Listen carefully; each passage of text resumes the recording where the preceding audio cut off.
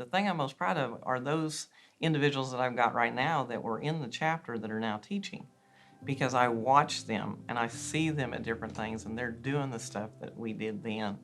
And I was fortunate enough we kind of all learned things together. So I think they were a part of the building of skills from their 8th grade level till they got out of the chapter. And it instilled in them how things run most efficiently because they were a part of that.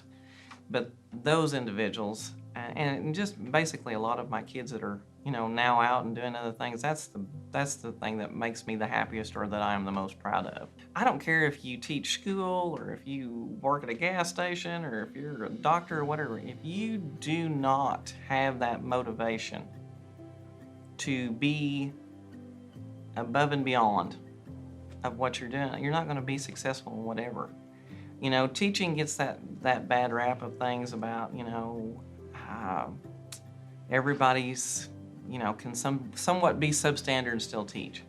Everybody can be substandard in whatever career they choose. To be successful for you, make your own niche. Find those things that you really have a passion for, and then instill that into your kids and tell your kids every day what a good job they're doing, because that is what makes the difference if your chapter functions and it does well or not. We are in a scenario where we have, home situations where those kids never hear a positive anything all day long ever, or they never see anything to completion. And that's what I tell people a lot of times. I got into the food entity because, for one, everybody has to eat. Secondly, it involves everybody. And thirdly, they see something from start to finish.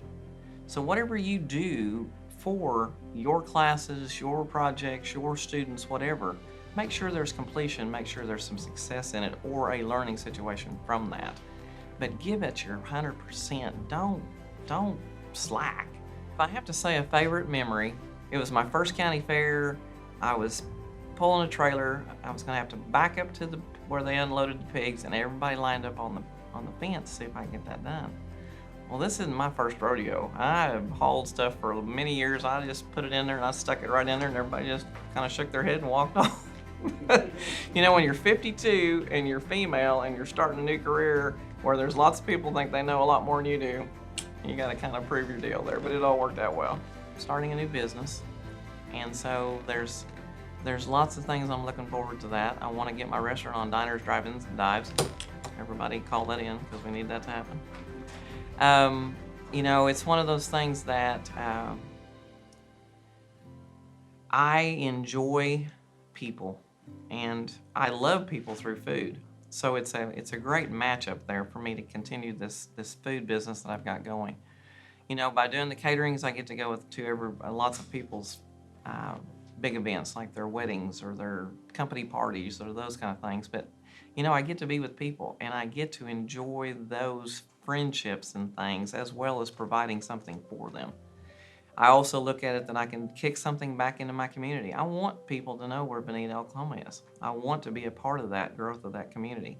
So I look forward to all of those things being built in that. So everybody needs to put on their map to come to Bonita to eat at my restaurant, Piguet's Primetime.